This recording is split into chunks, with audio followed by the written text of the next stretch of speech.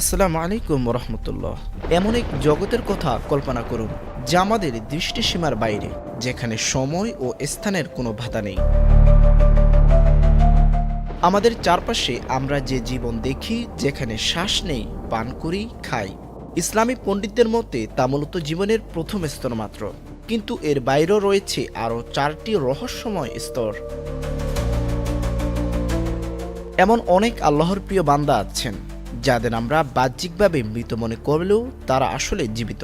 তারা আমাদের মতোই খান, পান করেন এবং আমাদের মাঝেই বিচরণ করেন, অথচ সময় বা স্থান তাদের সীমাবদ্ধ করতে পারে না। হতে পারে তিনি আপনার পাশ দিয়ে হেঁটে গেছেন, অথবা আপনার স্বপ্নে এসে কোনো ইশারা দিয়েছেন। স্বয়ং পবিত্র কোরআন শরীফ এই মহাসত্যের কথা ঘোষণা করেছে, যেখানে শহীদদের সম্পর্কে বলা হয়েছে, তাদের মৃত বলো না, বরং তারা জীবিত, কিন্তু তোমরা তা উপলব্ধি করতে পারো না। আজ আমরা জীবনের এই গভীর রহস্যের পর্দা উন্মোচন করব 4জন মহান নবীর বিস্ময়কর কাহিনীর মাধ্যমে, যারা আল্লাহর ইচ্ছায় আজও জীবিত আছেন।